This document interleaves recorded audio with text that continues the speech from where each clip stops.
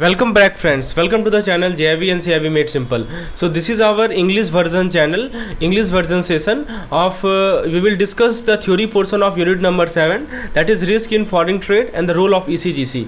So this is really important for Indian exporter. It plays a crucial role in promoting Indian export, especially by offering insurance to cover credit risk. So these are the topic which we are going to see in this particular unit.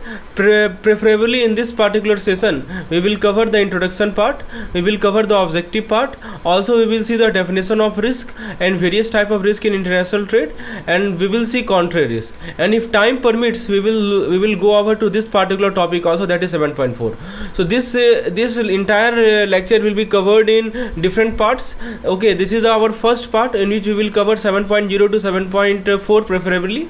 So without wasting our time, let's begin our lecture with the first topic that we have, that is our summary of Ecgc Limited. See, Ecgc Limited stands for, what is the full form of Ecgc? You know, the full form of Ecgc is Export Credit Guarantee Corporation of India, right? So that is the full form of Ecgc, Export Credit Guarantee Corporation of India. So it is a company which is owned by Indian government. Right, it is an Indian government owned company that help protect Indian exporter when they sell goods to another country. So it help protect the Indian exporter when they sell goods to another country. The main goal is to encourage export from India by reducing the financial risk. So to encourage export from India by providing credit risk insurance, by reducing the financial risk. Imagine that you are an exporter, you are an exporter and you are selling textile goods, right? You are selling textile goods in another country to a buyer in another country. There is always a risk that the buyer might not pay you on time or might not pay at all. So the Ecgc help by providing insurance so that you do not lose your money if something goes wrong. So this is how Ecgc help. Now, what is the purpose of Ecgc? The purpose of Ecgc is to promote Indian export. As you can see written, to promote Indian export. They do this by offering credit risk insurance. They offer something called credit risk insurance, which simply means that they protect the money Indian exporter are supposed to receive from their buyer.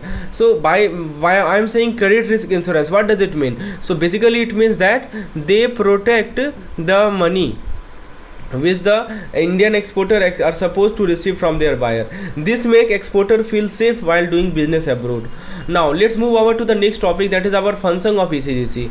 See, what exactly does Ecgc do? Let's break it down into few key points. The first thing they do, that they ensure export finance. You can see they ensure export finance.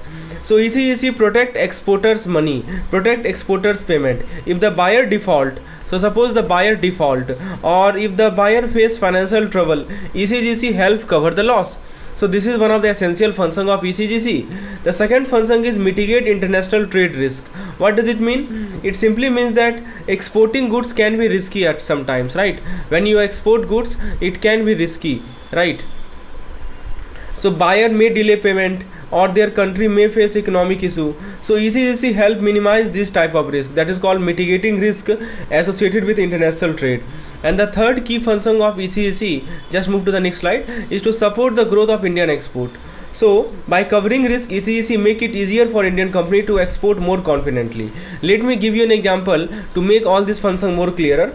So suppose this is an Indian company. Okay, this is an Indian company, but suddenly due to the economic issue in Europe, so suppose there is a economic issue in Europe. Okay, and due to this economic issue in Europe, the buyer can't pay. So it has exported the goods, but buyer is unable to pay. So Ecgc steps in here and ensure that Indian exporter does not suffer a huge loss.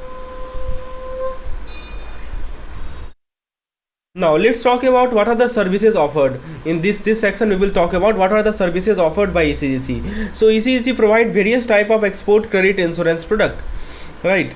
Not just for exporter but also for bank that provide loan to exporter. So they provide export credit insurance product, not just for exporter but also for bank. These product help Indian exporter in different situation based on their need. And finally let's talk about the governance of Ecgc. Ecgc is managed by a board of director. So there is something called BOD, board of director, which include representative from the Indian government. So it includes representative from the Indian government, RBI, banks, insurance company and the export community. So this ensures that ECGC work in a balanced way, taking into account the interest of all the stakeholders. So to summarize the fact which we have covered just now is that ECGC plays a vital role in promoting Indian export by offering credit risk insurance, protecting exporter and helping them grow their business internationally. Whether you are an exporter or a bank, ECGC provide crucial service that make international trade safer and smoother. So now let's move on to the next topic, that is our need for export credit insurance. So now that we understand what ECGC does, let's dive into why export credit insurance. So the question is, why credit insurance, right? This is one of the question. Why credit insurance is so important for exporter? Whenever a business sells goods to another country, there are various risks involved, both political and commercial. Let's break it down. First, let's talk about the political risk. Political risk are situation where something happen in the buyer's country that make it impossible for them to pay, right? So these risks are like you can say these risks are completely out of the exporter control. And what are the reasons behind this risk? These risks can be due to war, civil war, coups, or due to insurrection. So in unstable political situation, payments might get disrupted. So in the case of unstable financial situation, unstable political situation, the case might get disrupted, the payment might get disrupted. The second reason is economic difficulties or economic issues or balance of payment issues, right? So countries facing economic problem might impose import restriction or delay payment. This is second reason. So they might impose import restriction or payment delays. And the third reason is pandemic situation. The COVID-19 pandemic showed how medical emergencies can affect international trade, with many countries facing payment difficulty. So let's say you are exporting machinery to a country. So suppose you are exporting machinery to another country, right? Now but suddenly that country goes into civil war. But suddenly what happened? You are exporting machinery, but suddenly that country goes into civil war. So your buyer may not be able to pay you, right? And without insurance, so that's a big loss for your business. So export credit insurance protect you from this. So have you understood what is the role of export credit insurance? Like in this case, I have told you that suppose you are exporting machinery to a foreign company, and in that particular country civil war arose. Now that buyer is unable to pay your loan and you face a severe loss. So here export credit insurance comes into play and protect you from such type of loss. So this is all about the political risk. Now let's move on to the next type of risk, which is called commercial risk. See, there are commercial risks. These are related directly to the buyer's ability to pay, like buyer's ability to, like insolvency. So suppose this is when the buyer can't pay because the company goes bankrupt. So now this particular company, it goes bankrupt. That's why he is unable to pay. That's why this particular buyer is unable to pay. And the next reason is political and economic uncertainty. That is called protected. Okay, one more thing is there. That is called protected default. What does this mean? Even if the buyer is not bankrupt, they might still fail to pay within the agreed time due to other financial issues. So suppose when I say protected default, so it simply means other financial issue. One reason is he goes bankrupt or insolvent, and the other reason is the buyer is facing other financial difficulty, right? Because of these two reasons he is unable to pay. So this is the point. So let me give you an example to make it more clear. See, imagine exporting garments to a foreign company. So suppose you are exporting garment to a foreign country, right? Now, but they goes bankrupt before paying you. So the export credit insurance will cover your financial loss in this case. Now, what about the next section? The next section is purpose of export credit insurance. You can see written here. What is the purpose of export credit insurance? So the main purpose of export credit insurance is to protect exporter from the consequence of this payment risk. Already I have discussed two type of payment risk, political and commercial, right? Whether it is political or whether it is commercial, the main purpose of export credit insurance is to protect the exporter from the consequence of this payment risk. And by insuring against this risk, exporter can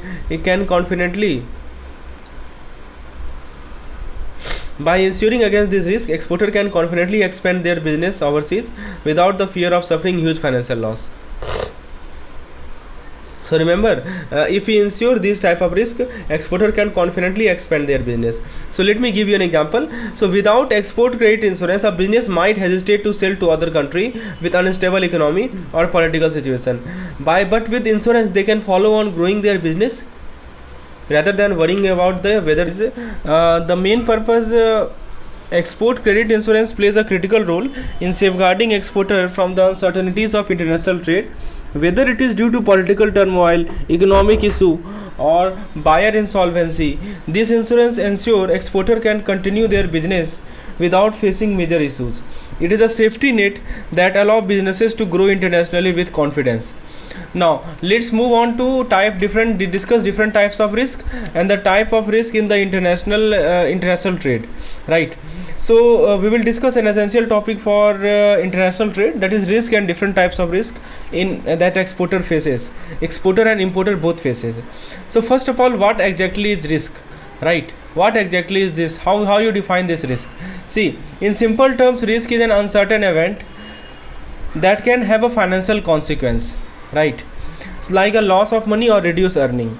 So when we talk about risk in international trade, it means that something might go wrong during the transaction, and either the seller or the buyer could lose out financially. Let me give you an example. If you export goods, suppose you export goods, right, and the buyer refuse to accept them. Buyer say, I will not accept. So you have exported the goods and buyer does say, I will not accept. You could face a financial loss. Here you could face a financial loss. Or suppose if you are a buyer and the goods you receive are not what you ordered, so you are at risk too, right? So I am telling you two examples. You exported the goods and the buyer refused to accept them, so you could face a financial loss. And or if you are a buyer and the goods you receive are not what you ordered, you are at risk too. So now let's look at different type of risk involved in the international trade. So the first risk is called the buyer risk. What does buyer risk means? These are the risks that could come from the buyer side. So some risk could come from the buyer side, and it includes non-acceptability of goods. So the buyer might refuse to accept the goods. Second is non-payment. This means buyer might not pay for the goods after they are delivered. The next is quality acceptance issue. The buyer could claim that goods don't meet the agreed quality standard. And the last is credit risk. The buyer might be unable to pay due to financial trouble. Imagine you send a batch of electronic to a buyer, but when they arrive, the buyer claims the product don't meet the quality standard and the buyer refuses to pay. So this comes under the buyer risk. These are the four types of buyer risk. Now, so let's talk about the seller risk. So seller risk means what? These are the risks from the seller side, and they include, first thing is non-shipment of goods after receiving advance payment. So the seller might take the payment but fails to ship the good.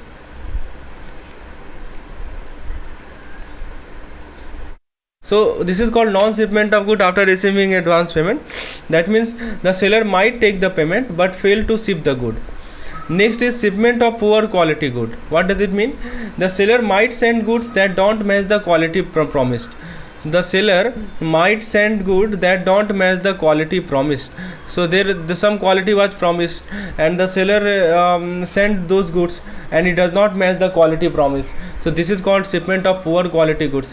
Then the next point is delayed shipment. Third point is regarding the delayed shipment. See, delays in shipping could lead to order cancellation or delays in future order. So if a seller receives payment in advance but does not ship the goods on time, the buyer may cancel future order, and this could harm the business relationship. So this is a type of seller risk.